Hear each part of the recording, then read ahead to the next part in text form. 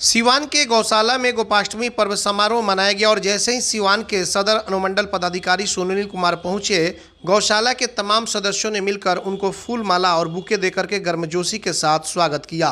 तस्वीरों में साफ तौर पर आप देख भी सकते हैं कि श्याम प्रसाद नंगालिया, डॉक्टर राजा प्रसाद, संजीव कुमार, संजय कुमार जायसवाल और तमाम लोग मौजूद हैं। मुन्ना जी प्रसाद, ये सभी लोग मौजूद हैं और कई डॉक्टर भी वहाँ पर मौजूद रहे और डॉक्टरों ने मिलकर के तमाम लोगों ने मिलकर एसडीओ का स्वागत किया। तो एसडीओ सुनील कुमार ने भी तमाम मौजूद लोगों को शॉल और फूलों का माला पहनाकर गर्मजोशी के साथ स्वागत किया। तो बिल्कुल आपको बता दें कि गौशाला के जितने भी वहाँ पे पदाधिकारी या सदस्य थे, और इसमें आपको बता दें कि डिप्टी चेयरमैन किरण गुप्ता भी पहुँची हुई थी, ज्ञान प्रकाश वर्णवाल भी वहाँ पर मौजूद रहे। सभी लोगों ने एक स्वर से सिवान के सदर अनुमंडल पदाधिकारी से आग्रह किया कि इस गौशाला को विकसित किया जाए और इसको और सुंदर से सुंदर बनाया जाए, ताकि सिवान का एकमात्र यह गौशाला है जिस पर किसी का ध्यान नहीं रहता है। तो कम से कम आप इसके पदेन अध्यक्ष हैं और इस पर आप ध्यान दें ताकि गौशाला को और ज़्यादा से ज़्यादा विकसित करने का काम किया जाए। तो आइए सीधे ले चलते हैं वहाँ पर। एटीएन लाइव के जो संपादक हैं वो पहुँचे हुए थे, कैलाश कश्यप, और वहाँ पर तमाम लोगों से उन्होंने बातचीत की और फिर गौशाला के जो पदाधिकारी हैं उनका क्या कुछ कहना था इस गोपाष्टमी पर्व समारोह कार्यक्रम के मौके पर, सीधे सुनते हैं कि उनका क्या कुछ कहना है। एटीएन लाइव के लिए रिशु के साथ कैलाश कश्यप, सिवान। हमारे साथ गौशाला समिति के जो आज वरिष्ठ सदस्य डॉक्टर राजा प्रसाद मौजूद हैं। सर, क्या लगता है कि ये वादा तो हमेशा होता रहा है, सभी पदाधिकारी आते हैं कहते हैं, लेकिन ये गौशाला जिस तरीके से, गौ सेवा बहुत बड़ी बात है, लेकिन आज थोड़ा सा बड़ा ये लगता है कि गौ की जगह आज हम लोगों ने कुत्ते पालना शुरू कर दिया है, तो कुछ दुर्गति उसके कारण भी है। क्या लगता है कि ये गौशाला का जीर्णोद्धार जिस तरह से अनुमंडल पदाधिकारी ने अभी वादा किया है कि हम आएंगे जरूर और इस पर गंभीर भी हैं, इसका कायाकल्प होगा? देखिए, गौशाला के तो पदेन अध्यक्ष अनुमंडल पदाधिकारी होते हैं और बहुत अनुमंडल पदाधिकारी जो भी आता है वो अध्यक्ष के रूप में वहाँ पर कार्य करता है।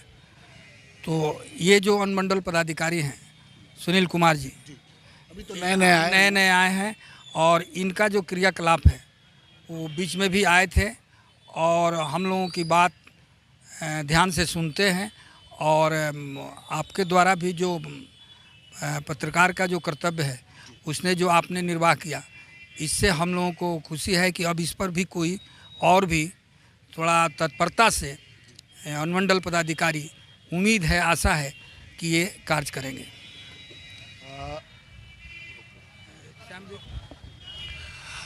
ये सभी जो गौशाला समिति है उसके वरिष्ठ सदस्य हैं। हमारे साथ ज्ञान प्रकाश जी हैं जो इस गौशाला समिति के कोषाध्यक्ष हैं और आमंत्रित सदस्य हैं, और हमारे ये श्याम नांगलिया जी हैं जो सचिव हैं इस गौशाला समिति के।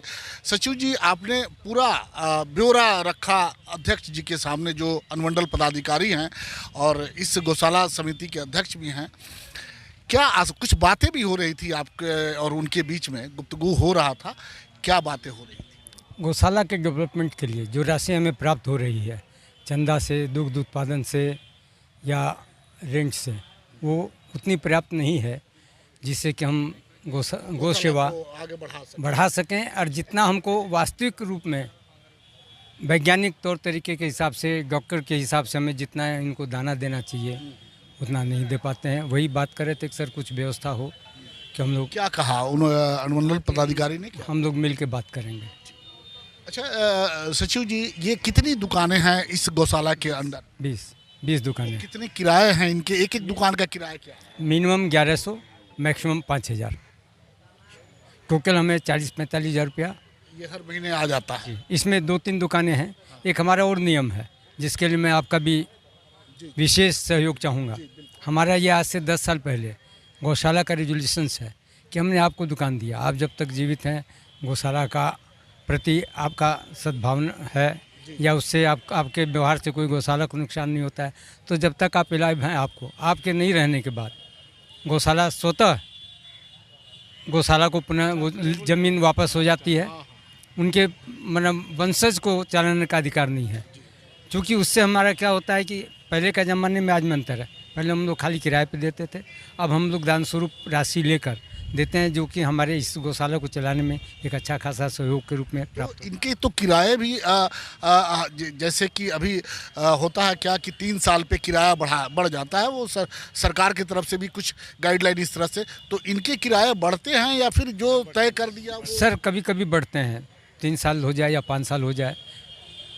तो ये तो एक नियमता होना चाहिए था, जिससे ये किसी व्यक्ति विशेष का तो है नहीं, ये सबका बढ़ता है, सबका बढ़ता है। लेकिन इसमें 2 दुकानें हैं। एक तो जो है डबल है, जो हमको सबसे कम प्राप्त होता है 1600 रुपया, और एक आज 10 साल से सीताराम पत्थर वाले को हमने दिया था, वो इंक्रोचमेंट कर रखी है यहाँ से वहाँ तक काफ़ी लंबा, जो खाली नहीं कर रही है। जब भी हम किसी पैसा देता है लोग की, पैसा भी 8 साल से हमको पैसा नहीं मिल रहा है।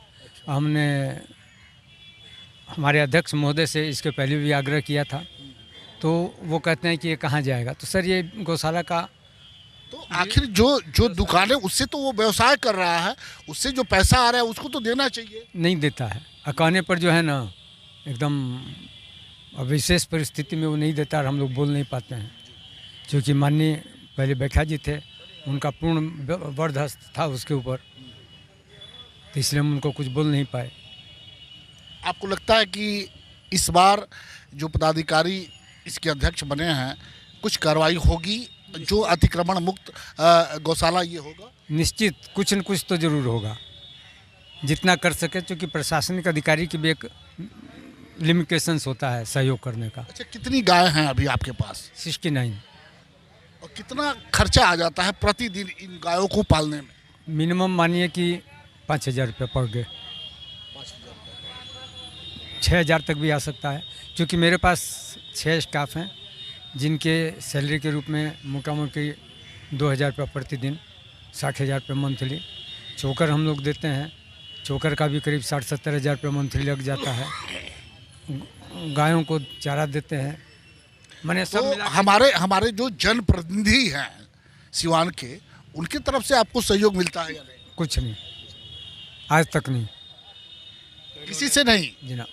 सिर्फ बिहार सरकार से 16-17 में 20 लाख की प्राप्ति हुई, जिससे गौशाला की बाउंड्री बनी, जिससे हमारी गौशाला की ज़मीन सुरक्षित हो सकी, और गायों को भी हम बाउंड्री पूरी हो गई है या कहीं अभी बाकी? नहीं, हो गई है, इसकी हो गई है, बाकी और 2-3 जगह हैं जो हमारी ज़मीन है, उसकी बाउंड्री पूर्णतः बाकी है। चलिए, आपने देखा कि अभी श्याम नांगलिया हैं, जो इस गौशाला के सचिव हैं, और उन्होंने बहुत सारी बातें बताई हैं गौशाला को लेकर के। एक दिन में, चूँकि आज गोपाष्टमी है और हम बहुत ज़्यादा इस खबर को लंबा नहीं करना चाहते हैं, समस्याएं आ चुकी हैं सामने, इस पर हम विस्तार से ATN लाइव ये वादा ज़रूर करता है कि हम इस विस्तार से इस गौशाला को सिवान के लोगों को दिखाने का प्रयास करेंगे कि ये गौशाला उनके घर का जो गौशाला है, जहाँ गाय को हम माँ का दर्जा देते हैं, वो हमारी माएँ किस स्थिति में हैं, वो दिखाने का प्रयास करेंगे। और तब हो सकता है कि कहीं कुछ आंखें खुल जाएं और इस गौशाला का जीर्णोद्धार हो जाए। हमारे साथ ज्ञान प्रकाश जी हैं। ज्ञान प्रकाश जी, क्या लगता है, क्या करना चाहिए, किस तरह से गौशाला को हम आगे ले जा सकते हैं? गौशाला केवल दान से या चूंकि आप एक CA भी हैं और अच्छा बता सकते हैं, केवल दान से और किराए के भरोसे जो है गौशाला का या गायों का सेवा नहीं हो सकता है। इसके लिए इस गौशाला को सेल्फ सस्टेनेबल भी बनाना होगा, इसको स्वावलंबी बनाना होगा। और इसके लिए जो गोबर जो निकलता है, उसका हम लोगों को एक वर्मी कंपोस्ट होता है, वर्मी कंपोस्ट का यदि हम लोग प्लांट लगा लें, और उसमें बहुत ज़्यादा खर्च भी नहीं है, हमको लगता है कि 1 लाख रुपये में एक अच्छा वर्मी कंपोस्ट का तो आपके पास तो बहुत अच्छी खासी जमीन है। जी, वर्मी कंपोस्ट लगा लें। दूसरा है कि गोबर से हम लोग गोबर गैस का उत्पादन करें, और इस तरह का कुछ उत्पादक जब काम करेंगे तभी ये सेल्फ सस्टेनेबल होगा, दूसरे को भी हम पावर दे सकते हैं। और वर्मी कंपोस्ट बेच भी सकते हैं यहाँ, मतलब कि तो आखिर कमी कहाँ रह जाती है? आपका पूरा ये सदस्य है, कमी है, हम लोगों की कमी है, हम लोगों के प्रबंधन की कुछ कमी है, जिसके चलते हम लोग उसको कर नहीं पा रहे हैं। और हम लोगों का दिमाग रहता है कि दान आवे और चोकर मिले और किराया आवे, इसी पर ज़्यादा फोकस रहता है। इसको आत्मनिर्भर बनाने पर हम लोगों का ध्यान कम है। तो क्या लगता है कि इस बार जो गोपाष्टमी पे आप लोगों ने अपनी अपनी बातों को रखा, गौ माता को लेकर के जिस तरह से बातें की हैं, क्या लगता है कि आने वाले समय जब भी आप बैठेंगे तो इस गौशाला को लेकर के कुछ विशेष बातें, कुछ विशेष कार्यक्रम तय होंगे? जी, निश्चित रूप से तय होगा और इसको हम लोग आत्मनिर्भर बनाने का प्रयास करेंगे, जिससे हमको दान पर बहुत ज़्यादा निर्भर नहीं रहना पड़े और गौशाला आत्मनिर्भर बन सके। सेल्फ सस्टेनेबल इसको बनाया जाएगा और इसको आगे विकसित किया जाएगा। धन्यवाद।